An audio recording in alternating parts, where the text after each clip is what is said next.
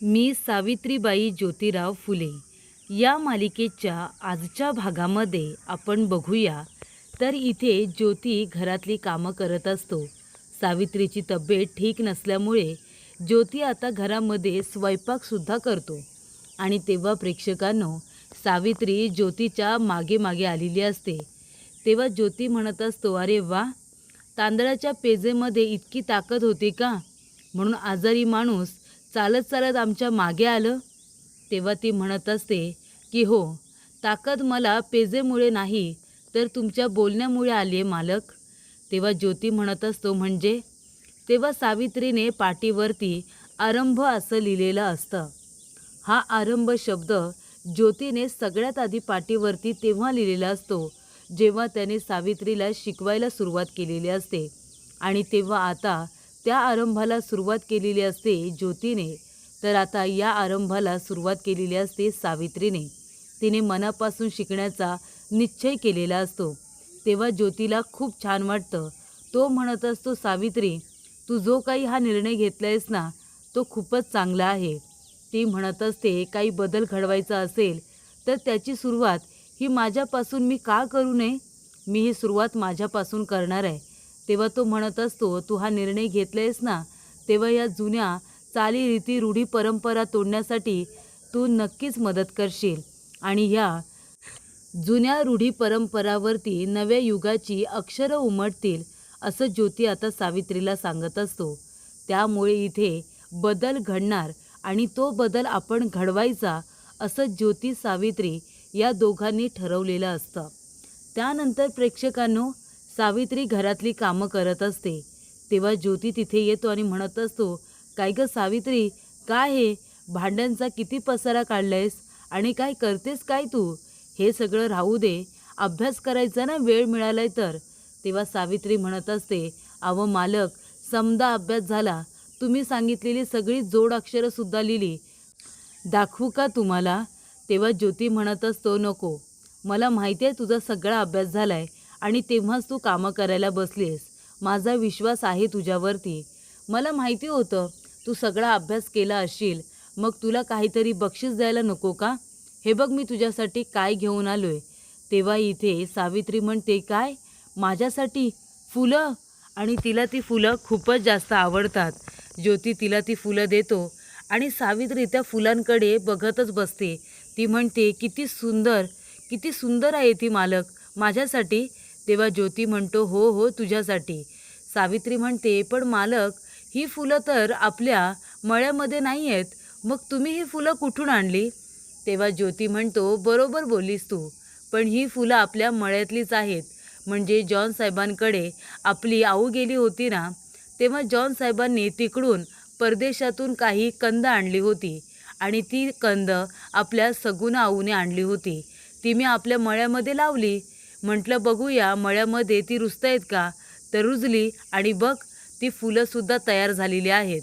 तेव्हा ज्योती इथे तिला त्या फुलांचं नाव सांगत असतो. सावित्री विचारते की या फुलांचं नाव काय आहे? तेव्हा ज्योती म्हणतो की लिली. ती म्हणते, लिली म्हणजे ल ला पहिली वेलांटी आणि ल ला दुसरी वेलांटी म्हणजे लिली, बरोबर ना? तेव्हा इथे आता दादा आणि जत्रेवरून सगळे लोक आलेले असतात. तेव्हा प्रेक्षकांनो, इथे आता सावित्री म्हणते, अगं बाई, जत्रेवरून आपली माणसं आली वाटतं. तेव्हा ज्योती म्हणतो, चल गुळ पाणी घे. आणि मग इथे आता गुळ पाणी घेतलेलं असतं.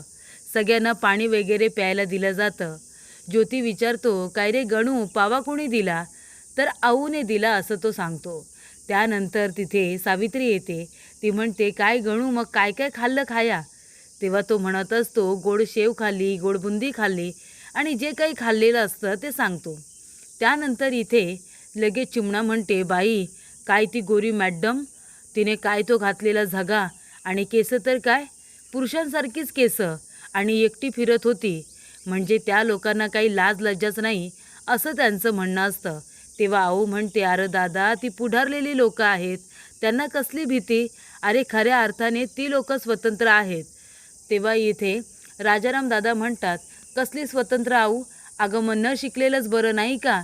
निदान इथे बाई अब्दीने तरी राहते. हे म्हणजे असं म्हणायचं, कमरेचं सोडायचं आणि डोक्याला गुंडळायचं. तेव्हा आऊ म्हणते, राजाराम अरे काय बोलतोस तू? तेव्हा इथे आता राजाराम काही गप्प बसत नाही. आऊ म्हणते, अगं बाई सावित्री, चला भूक लागले, जेवायला वाढा. तेव्हा इथे दादा म्हणत असतात, सुनबाई तुमच्या हातचं वांग्याचं भरीत करा, झणझणीत मस्त. तेव्हा सावित्री म्हणते, हो करते. आणि मग काय, इथे आता सगळेजण जेवून वगैरे झाल्यानंतर आऊ आलेली असते सावित्रीच्या रूममध्ये. तेव्हा इथे सावित्री डोक्यावरती पदर वगैरे घेते. आऊ म्हणते, बाई राहू दे, हा पदर वगैरे ना तुझ्या सासूच्या समोर घे, माझ्यासमोर नको. हे बघ मी तुझ्यासाठी काय घेऊन आले. तर इथे आऊने सावित्रीसाठी मस्त अशी साडी आणलेली असते. ती बघून सावित्रीला खूपच आनंद होतो. सावित्री म्हणते, साडी माझ्यासाठी? तेव्हा आऊ म्हणते, हो ही साडी तुझ्यासाठी आहे. तेव्हा ती म्हणते, मला खूप आवडली, रंग तर बघ तुझ्यावरती अगदी खुलून दिसेल. आणि हे बघ, हे आणले मी कपड्याचं कापड माझ्या ज्योतीसाठी. तेव्हा सावित्री म्हणते, तेव्हा इथे आऊ म्हणत असते, अगं असू दे, नको त्याला आवाज देऊ, अभ्यास करतोय तो, त्याला अभ्यास करू दे. तेव्हा इथे आता ज्योती येतो उठून. तेव्हा ती म्हणत असते, हे बघ ज्योती, अरे कलकत्त्याचं कापड आले, मला कळलं की कलकत्त्याचं हे कापड आले, तर मी माझ्या ज्योतीसाठी घेतलं लगेच. तुला हा रंग खूप आवडतो ना, हा काय तो आता घातलेला सुद्धा आहेस तो रंग. तेव्हा मी त्याच रंगाचं कापड आणलं आणि तुझ्यासाठी छान असं धोत्राचं कापड घेतलं. तेव्हा इथे दोघांना सुद्धा ते खूप आवडतं. तेव्हा दोघे लगेच इथे आऊच्या पाया वगैरे पडतात. तेव्हा इथे सावित्री म्हणत असते, आऊ अगं तिथे गोरी मड्डम आली होती ना, तुम्ही बघितलीत का? तेव्हा आऊ म्हणते, अगं हो बघितली तर काय, कारण चिमणा काय म्हणालेली असते, काय तो झगा घातलेला, काय ते पुरुषासारखे केस, असं ती म्हणालेली असते. तेव्हा सावित्री विचारत असते. आऊ म्हणते, हा मग मस्तपैकी कपडे घातले होते, अंगभर कपडे होते, आणि मग काय केस वगैरे अशी बांधूनच ठेवायची, पदरच घ्यायचा असं काय नाही. ते लोक म्हणजे स्वतःच्या मनाने राहणारे लोक आहेत, स्वतंत्र लोक आहेत. अगं अशी पिवळी धम्मक झाली होती हळदीने, आणि एकटी जात होती, पैसे देत होती, जे पाहिजे ते खरेदी करत होती. कुणी नव्हतं तिच्याबरोबर, एकटीच होती, एकटी त्या जत्रेत फिरत होती. तिला बघण्यासाठी आजूबाजूच्या लोकांनी गर्दी केली होती, पण काय करणार, ती मस्तपैकी आली, पूर्णपणे हळदीने पिवळी धम्मक झाली, आणि जे हवं ते स्वतः खरेदी करत होती. शिकले सवरलेली पुढारलेली लोक ती काय अशी आहेत का जी गुलामगिरीमध्ये राहत आहेत? तेव्हा इथे ज्योती म्हणत असतो, बघ जर शिक्षण घेतलं तर सगळ्या मुलींना असं स्वातंत्र्य मिळेल, असं स्त्रियांना स्वातंत्र्य मिळेल, पण आपल्या बायका शिक्षणाच्या धसक्याने आजारी पडतात, आजारपण घेतात, आणि मग त्यांची सेवा आपल्यालाच करावी लागते. तेव्हा इथे आऊ म्हणते, काय गं सावित्री, आजारी पडली होतीस का? हे बघ सावित्री, अगं शिक्षण घेतलं, माणूस सुशिक्षित झाला तर तो स्वतंत्र होतो, बरोबर ना? आणि बरं झालं खंडोबा पावला म्हणायचा, तुम्हाला तेवढाच वेळ भेटला ना अभ्यासासाठी दोघांना. तेव्हा इथे ज्योती म्हणत असतो, खंडोबा पावला कुठला, त्याने तर मला शिक्षाच दिली. तुम्ही गेल्यानंतर इथे आता शिक्षणाच्या धसक्याने सावित्री आजारी पडली, मग मला वेगळं शिक्षण घ्यावं लागलं, चूल पेटवायचं, पेज करायचं, नंतर ती पेज दुसरं कुणाला तरी भरवायची, बरोबर ना? म्हणजे इतकं सगळं मला एकट्याला करावं लागलं. तेव्हा इथे ज्योती सावित्रीची मस्करी करत असतो. तो म्हणतो, बरं ठीक आहे, तुमचं चालू द्या, मी जातो शाळेत, मला उशीर होतोय. तेव्हा ज्योती शाळेत येतो. ब्राह्मण शिक्षकाला गुड मॉर्निंग म्हणतो, पण तो ज्योतीकडे न बघता सरळ बाजूने निघून जातो. तेव्हा इथे आता त्याचे मित्र मोरेश्वर आणि सदाशिव दोघेजण आलेले असतात. ते म्हणत असतात, अरे तुला कळलं का ज्योती, अरे ते आपले गोपाल हरी देशमुख, आपल्या इथल्या मशिनरी शाळेतले सगळ्यात अव्वल आलेले विद्यार्थी गोपाल हरी देशमुख, त्यांना आता उच्च पदाची नोकरी मिळालेली आहे.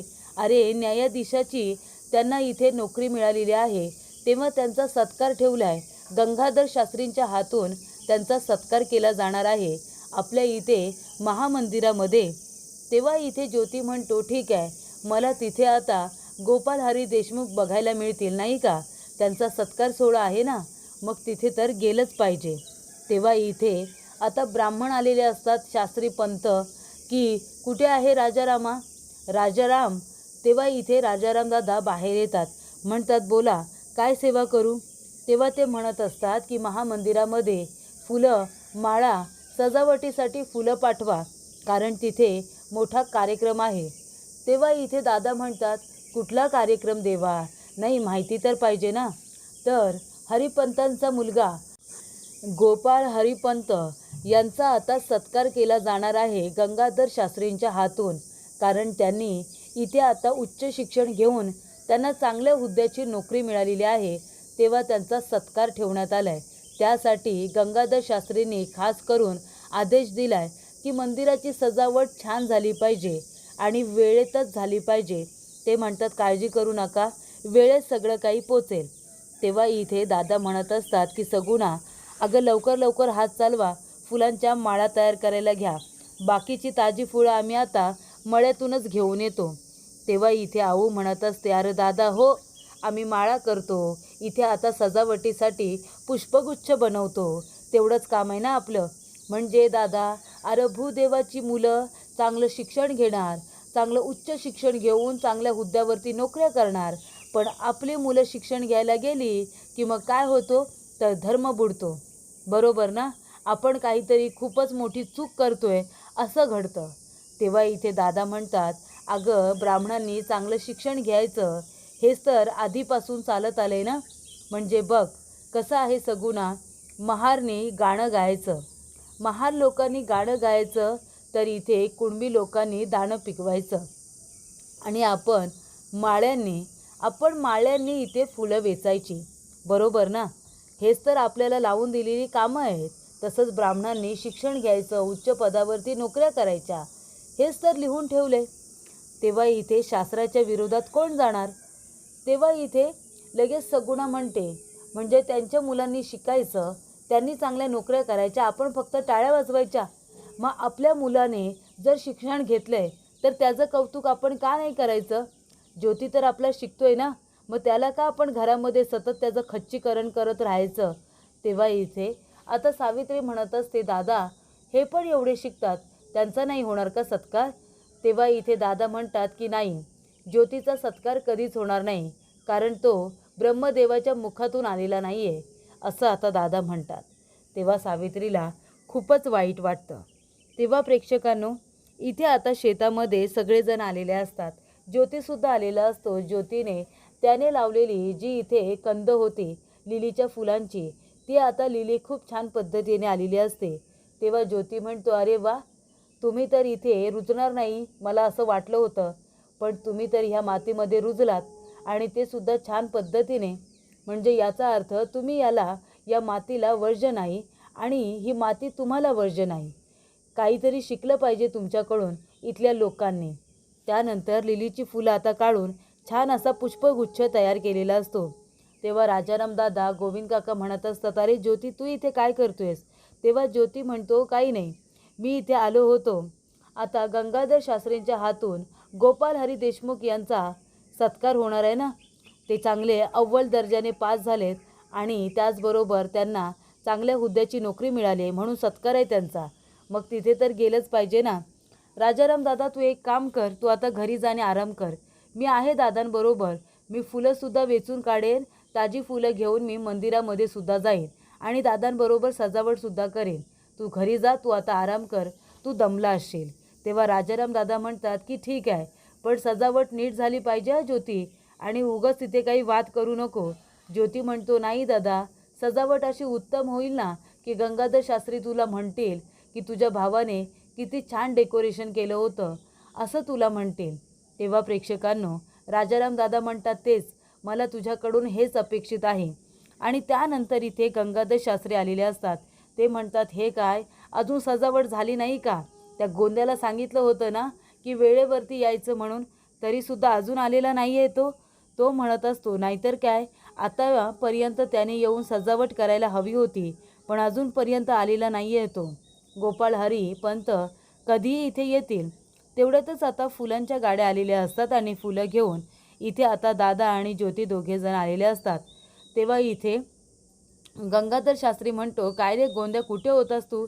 अरे आता गोपाल कधी येईल, अजून सजावट झालेली नाही आहे तुमची. तेव्हा इथे दादा म्हणत असतात की काळजी करू नका, सगळी तयारी घरूनच करून आलो आहे, इथे फक्त माळा लावून घ्यायच्या आहेत, काळजी करू नका. आणि तेवढ्यातच इथे ज्योती आणि इथे दादा दोघेजण पटापट माळा लावून घेतात, फुलांनी सगळी सजावट करून ठेवतात. तेव्हा इथे आता शास्त्री म्हणत असतात की ते बघा गोपालपंत आले सुद्धा. तेव्हा या या या अशा पद्धतीने आता कौतुक केलं जातं, त्यांचं आदरातिथ्य केलं जातं गंगाधर शास्त्रींच्या हातून. ते म्हणतात की ये गोपाल ये, अरे तू आज आमची छाती अभिमानाने फुलली, असं काम केलेलं आहेस. तेव्हा इथे गंगाधर शास्त्री म्हणत असतात की आज आपण सगळेजण इथे जमलोय कारण का गोपाल हरिपंत देशमुख यांनी काय केले तर यांनी चांगलं शिक्षण घेतलं, 7वीमध्ये अव्वल आले ते आणि इतकी मोठी हुद्द्याची नोकरीसुद्धा मिळवली. त्यामुळे आजचा दिवस हा सुवर्ण अक्षरांनी लिहून ठेवणाऱ्यासारखा दिवस आहे आणि म्हणूनच आपण इथे त्यांचा सत्कार करण्यासाठी जमलो आहोत. त्यामुळे इथे आपला हरिपंत यांचा मुलगा गोपाळ याचा आपण इथे सगळ्यांच्या वतीने सत्कार करणार आहोत. त्याने चांगल्या हुद्द्याची नोकरी मिळवली, ही काही छोटी गोष्ट नाही आणि त्यामुळे त्याचा सत्कार झालाच पाहिजे. यासाठी आपण सगळेजण महामंदिरात जमलो आहोत असं इथे त्यांनी सांगितलेलं असतं. तर प्रेक्षकांनो, पुढील भागामध्ये इथे आता ज्योती आणि गंगाधर शास्त्री यांच्यामध्ये वाद सुरू झालेला असतो.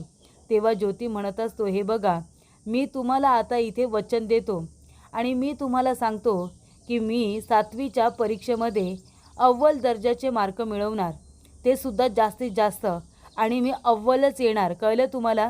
तेव्हा गंगाधर म्हणत असतो, बघूया ना अव्वल येतोस की कसा येतोस ते, पण जर तू अव्वल नाही आलास ना तर मात्र तुला कायमस्वरूपी 1 वर्षभर माझी गुलामगिरी करावी लागेल, माझे पाय धुवावे लागतील तुला 1 वर्षापर्यंत.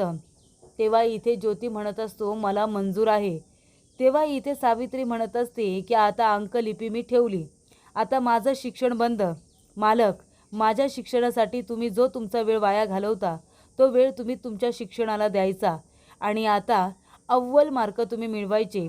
त्या गोपाल हरी देशमुखपेक्षा सुद्धा तुम्हाला जास्त मार्क पडले पाहिजे. माझ्या नवऱ्याने कुणाचे पाय धुतलेले मला चालणार नाही, कळलं तुम्हाला. त्यामुळे तुम्ही तुमच्या शिक्षणाकडे, तुमच्या सरावाकडे लक्ष द्या, असं इथे सावित्री ज्योतीला सांगते.